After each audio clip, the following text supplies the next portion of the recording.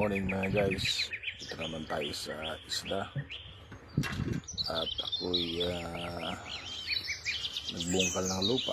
Ayan, gumagawa ako dito ng garden para tataniman ng mga makakain na mga root crops kagaya ng kamote, kamuting kahoy or gulay, kung ano lang ang pupwede guys na tanim.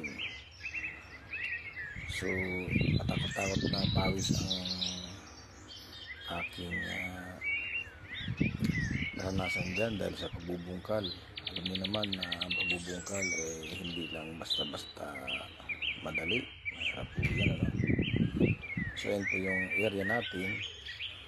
Talagang tawag niyan, ang mabato ng konti tapos may halong buhangin ang lugar. So try natin kung mabubuhay ang mga panig dito mga guys, no? May saging akong mga tanim dyan. Ayan, no? So sana mabuhay at sana umulan dahil tuyong-tuyo yung lupa, no? So double purpose po ito guys. Bukod sa libangan, pagka ito po ay lumaki, ito'y may aanihin, no? So ganyan po guys kahirap.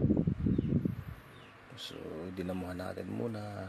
Pagkatapos natin damuhan at sunugin ng mga damo, yun, binungkalan natin ang lupa para lang mataniman ng mga root crops. Ayan, ang kamote ay 4 na buwan bago magkalaman o bago i-harvest. Ganoon din naman yung kamuting kahoy, 4 na buwan din. So matagal guys, kaya kung kayo ay nagbabalak magtanim kayo ng maaga kasi para hindi kayo kapusin sa pagkain.